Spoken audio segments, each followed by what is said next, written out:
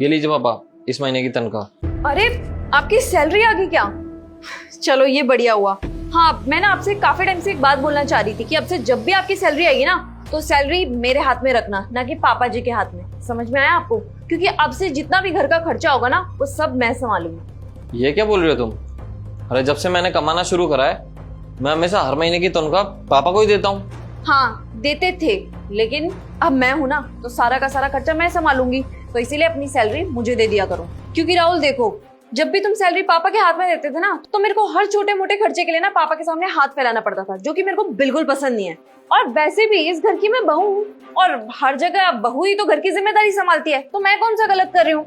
मैं पापा को पैसे इसलिए देता हूँ क्योंकि उनको पता है कि पैसे कब, कहाँ और कैसे खर्च करने हैं। तो अब से ना तुम सारी सैलरी मेरे हाथ में देना, ना कि पापा जी के हाथ में। और वैसे भी राहुल, पापा जी बूढ़े हो चुके हैं। तुम खुद देखो ना, पापा जी की हालत अब पूजा पाठ करने की है, ना कि घर खर्च संभालने की। और वैसे भी पापा जी की याददाश्त अब कुछ खास रही नहीं है। मुझे तो ऐसा लगता है ना, तुम्हारी सैलरी काफी बार यही मिसप्लेस कर जाते होंगे, कहीं रखकर भूल जाते होंगे, फिर उसके बाद ध्यान नहीं रहता होगा। बस हम ढूंढते रहे पैसे। देखो अंकिता, हद से आगे मत बढ़ो तुम। अरे मैं क्या गलत बोल? कोई बात नहीं बेटा, बहू चाहती है कि वो घर संभाले, घर की जिम्मेदारी संभाले, तो ठीक है। वाकई मैं पूरा तो हो ही चुका हूँ, क्या पता कब बुलावा आ जाए। तो बेटा मैं यही कहूँगा कि बहू को जिम्मेदारियाँ समझने दें। अब ये अब नहीं समझेगी तो कब समझेगी? तो ठीक है बेटा, अब जो भी सैलरी तेरी आए ना, हर महीने बहू के हाथ में रख दिया कर। पर हाँ बहू, एक घर की जिम्मेदारी उठाना आसान नहीं होता। सोच समझ कर पैसा खर्च करना, वरना पछताने पड़ सकता है। अरे हाँ हाँ हाँ, मैं बच्ची नहीं हूँ, मुझे समझ में आता है कहाँ पैसे खर्च करनी चाहिए और कहाँ नहीं। फालतू खर्चा थोड़ी करूंगी यार। आप दोनों ने तो मेरे को बच्चा मान लिया है कि मैं ऐसी छोटी मोटी चीजों में पैसा खर्च कर दूंगी। आपसे ज्यादा समझ है मुझे कि कहाँ खर्चा करना चाहिए और कहाँ नहीं। इतनी बेवकूफ थोड़ी हूँ। देखो अंकिता, मैंने पापा के कहने पर तुम्हें पैसे तो दे दिए, लेकिन ये याद रखना कि कोई भी फालतू खर्चा नहीं होना चाहिए। अरे हाँ यार, नहीं होगा फालतू खर्चा।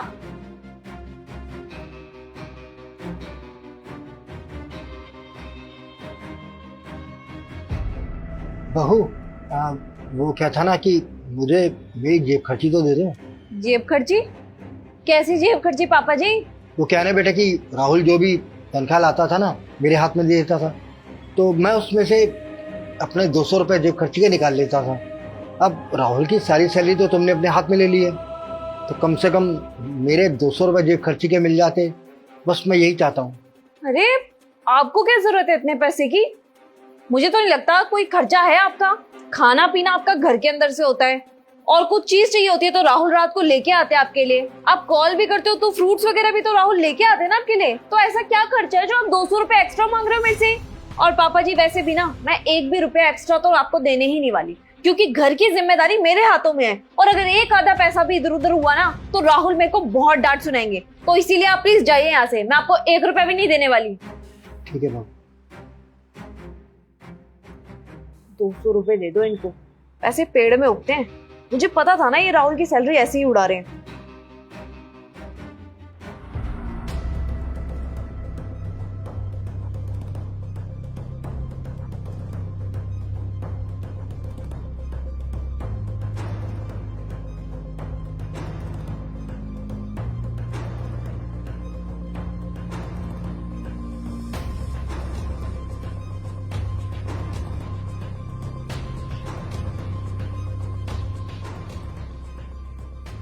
अरे बहू, ये सब क्या है?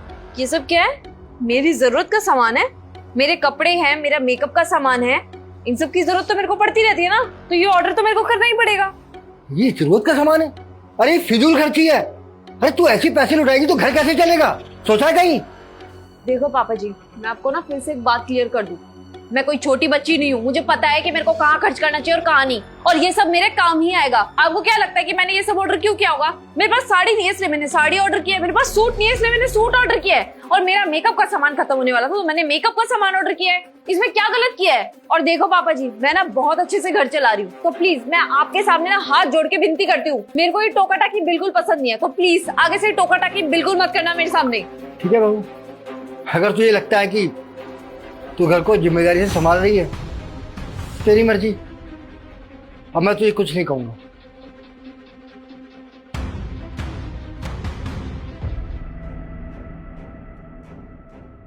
नमस्ते भैया, आप यहाँ पर? अरे किराया लेने आया हूँ। 11 दिन हो गए किराया ड्यू है। अब तुम लोगों ने तो भेजा नहीं, सोचा मैंने जाकर ही ले लूँ। रेंट? अरे क्यों, क्या हो गया? किराया देना नहीं था क्या? वो भैया, अभी तो रेंट के पैसे हैं नहीं। क्या? अरे सैलरी नहीं मिली क्या भाई साहब को? वो नहीं भैया, सैलरी तो मिली थी। वो क्या हुआ ना, मेरा दिमाग से ही निकल गया कि मुझे घर का रेंट भी देना है और सारे पैसे खर्च हो गए।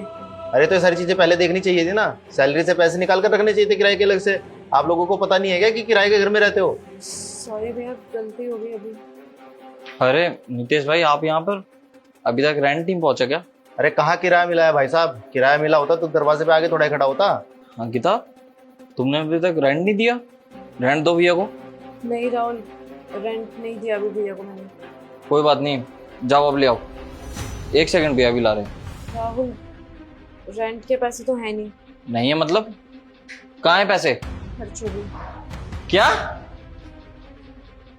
तुमने इतने सारे पैसे 15 दिन में ही खर्च कर दिए? अरे तुम्हारा दिमाग सही है कि नहीं? अरे तुम्हें इतना भी होश नहीं है? जिस घर में हम रह रहे हैं उसका रेंट भी देना होता है, और तुमने सारे के सारे पैसे खर्च कर दिए। मुझे नहीं पता था तुम इतनी लापरवाह निकलोगी। अरे भाई आपका फैमिली मैटर है, बाद में देख लेना। पहले मुझे किराया दो, मुझे भी भाई किस्तें भरनी होती है। भैया आप टेंशन मत लो, 10-15 दिन में मैं दे दूंगा आपके पैसे। देखो भाई, मेरे पास टाइम नहीं है देने के लिए। मेरे पास भी पीछे से प्रेशर रहता है, मुझे बैंक की किस्तें भरनी होती है। टाइम वाइम नहीं है मेरे पास देने के लिए। मुझे किराया दो आज के आज। 1 मिनट, मैं देता हूँ आपका रेंट। ले राहुल बेटा, रेंट दे दे। ये लीजिए भैया, इस घर का रेंट। अरे जब पैसे थे तो इतना ड्रामा क्यों निकाला यार? पहले ही भेज देते। कामों का घर तक आना पड़ा। चलो ठीक है। क्या है ये सब अंकिता? मैंने तुम्हें वो पैसे इसलिए दिए थे क्या कि सारे के सारे पैसे तुम उड़ा दो? अरे तुम्हें शर्म आ रही है कि नहीं? आज पहली बार मकान मालिक हमारे दरवाजे पे आया है।